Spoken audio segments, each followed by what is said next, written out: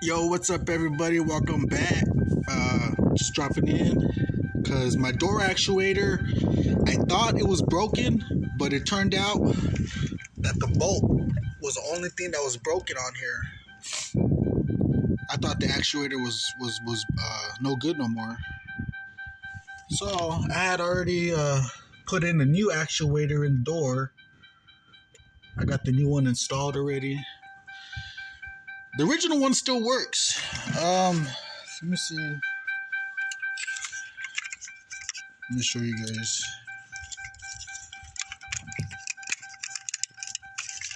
The original one still works, you know. I thought it was broken, but it just turned out that the bolt right here, the rivet that goes right here, was just broken. So I just went ahead and replaced it. I mean, it's 23 years old. It's been in the car for 23 years, day in, day out, unlocking and locking. It's bound to go out sooner or later, you know, but it still works and it hasn't failed yet. I thought it did. So I'll just keep this as a part, as a spare part.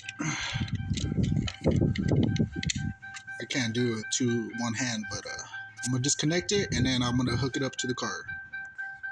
All right, folks, I got it out. Got the new one in there.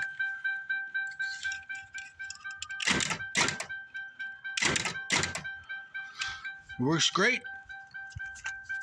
I bought that new one off Amazon. It was 1A Auto. They have some great parts. Watch the tutorial on how to do this. It's very simple. Lucky for me, I didn't have to drill out that rivet, because when these fail and if that rivet is still in there, some people drill them out, but I seen a hack where you could just leave that bracket on there and then just try to pry out this from the bracket.